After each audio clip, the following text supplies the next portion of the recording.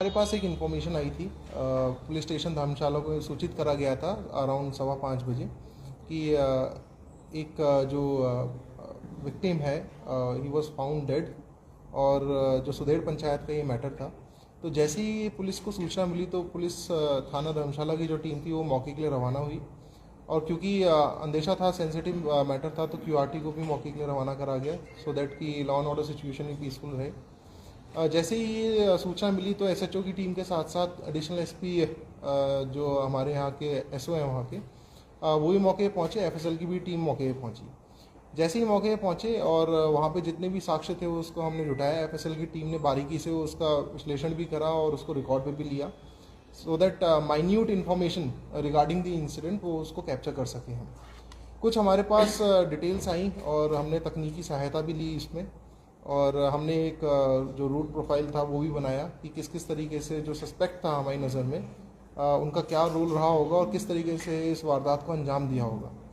तो उसके साथ साथ हमने जो रूट प्रोफाइल और मैपिंग करी, हमारे पास कुछ साक्ष्य आए इसमें, कुछ लीड्स हमें मिली।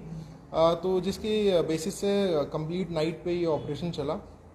और हमने जो अक्यूज़ था उसको हमने गुरदासपुर की लोकेशन से देन हमने डिटेन करा और फर्दर उससे पूछताछ करी।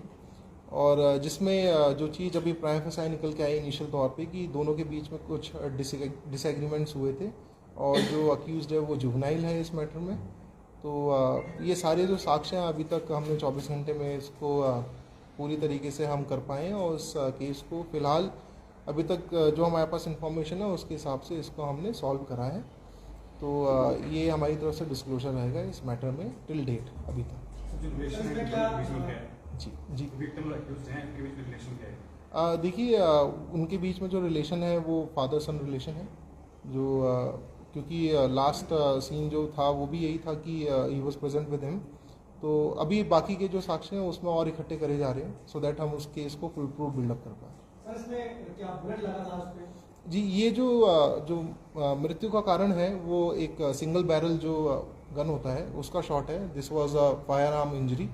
तो जो क्लोज रेंज शॉट हुआ है और जो इसके साक्ष्य हैं वो एफएसएल ने एकत्रित करे हैं और इसको ड्यूली हम जो इन्वेस्टिगेशन है केस की हम उस पर इसको रिकॉर्ड पे लेंगे। सर प्रारंभिक जांच में यही पता लगता है कि जिस हत्या जो भी हुआ है उस वक्त वो अकेले थे या उस वक्त देखिए, ये अभी तक क्लियर हो चुका है इनिशियल इन्वेस्टिगेशन के बेसिस पे कि जिस समय ये इंसिडेंट हुआ है वो घर पे जो विक्टिम है और जो अक्यूज है केवल वही दोनों मौजूद थे।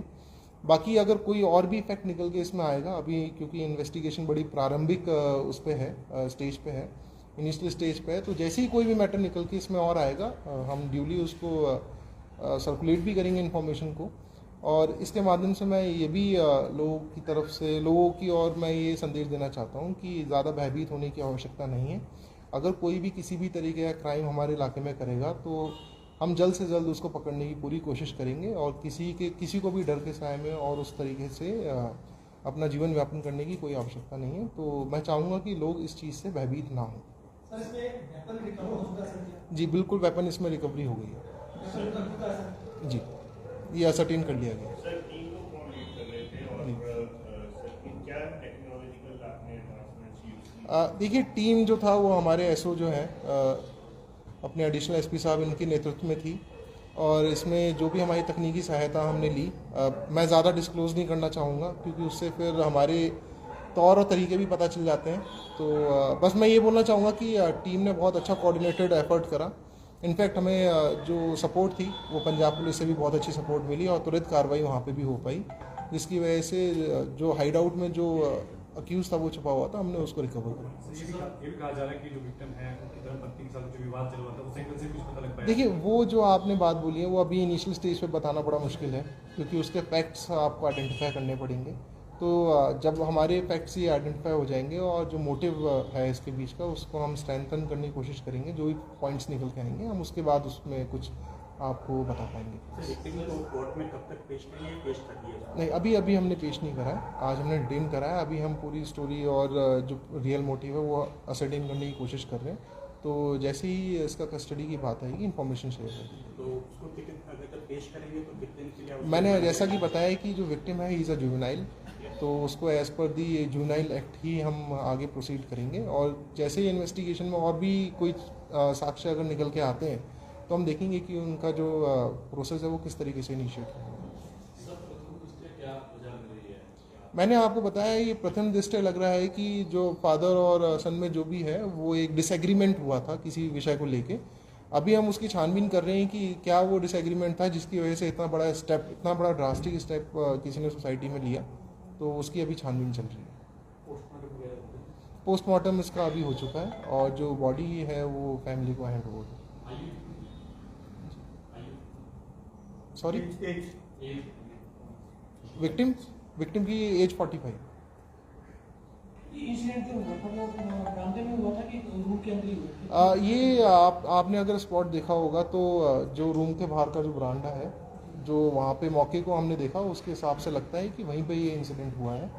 बाकी जो वर्जन आपका अक्यूज्ड का हमारे सामने निकल के आएगा उससे ये पूरी स्टोरी कॉरबोरेट भी हो जाएगी और हमारे जितने भी साक्ष्य में मिले हैं वो भी मजबूती से हम केस में डाल पाएंगे।